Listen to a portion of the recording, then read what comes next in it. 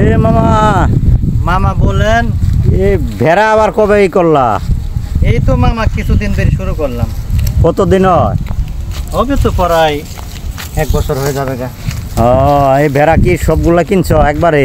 না মামা, এই জায়গায় আমি প্রথমে একটা ভেড়া দিয়ে শুরু করলাম, পরে আস্তে আস্তে আল্লাহ আমারে এই যে বাচ্চা দিল, বাচ্চা থেকে এই কয়টা ভেড়া আমার ইনশাল্লাহ হয়েছে মামা। ও, একটা ভেড়া প্রথমে কিনছিলা? মামা একটা ভেড়া দিয়ে তো আমি ইনশাল্লাহ এই করছি।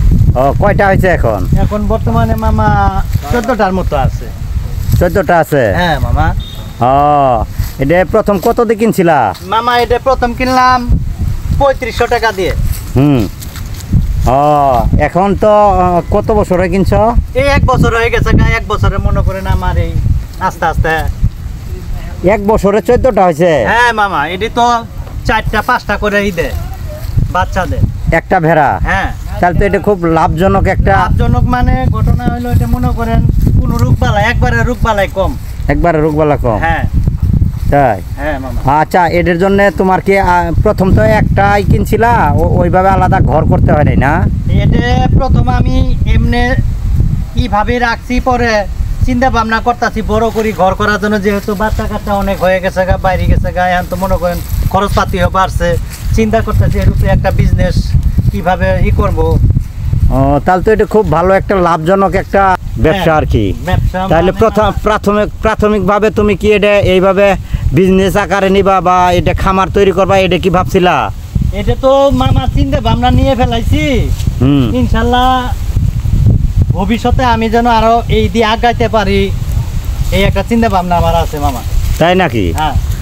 এটা আমি খুব পছন্দ করলাম মামা। এই তুমি যে একটা ভেড়া থেকে এতগুলো ভেড়া 1 বছরে হয়েছে না? হ্যাঁ মামা। হ্যাঁ, একটা ভেড়া। হ্যাঁ। এরা ইচ্ছা করলে কোনো গাছ গাছালি কারো ধরবো না। তাই? আমি মনে করেন এই যে একটা ভেড়া নিয়ে যাইতাছি, এই দেখবেন এদের সাথে সব আইসা পড়বে।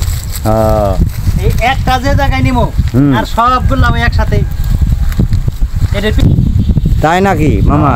এর পিছে পিছে একাই যায়? এটা কি আলাদা কোনো খাবার দিতে হয়? এটা মামা এই যে যা দেখতাছেন সব কিছু খায়, আর কোনো বাস গোস নাই। এই প্রকৃতি কি খায়? এই যে ভুসি টুসি কি খাওয়ার লাগে? এটা আমার কিচ্ছু খরচ একদম কম, কোনো খরচপাতি এর পিছে করণ লাগে না, খালি খরচ এটাই দৈনিক শ্রম দিতাছি, এটার পিছনে আসতেছি এইটাই। এর মধ্যে আরো কি কোনো ভেড়া গর্ভবতী আছে? এখন বর্তমানে 4টা গর্ভবতী আছে। তাই নাকি? 4টা। 4টের যদি মাশাআল্লাহ 2টা করে হয় তাও তো 8টা। নিম্নে মামা প্রথম তো এরা 2টা করে দিছে। হ্যাঁ। এখন আশা করতেছি নিম্নে তো 3টা হবে।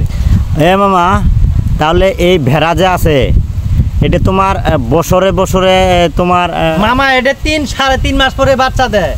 কি? বছরের আপনি বুঝতেছেন না? একটা ভেড়া দিয়ে আমি 1 বছরে 14টা ভেড়া আমার আমনে। ও, তাইলে বছরে 3 বার বাচ্চা দেয়? 3 বার। 3 মাস পর পর? 3-3.5 মাস পর পর আমি বাচ্চা পাই। তাই নাকি?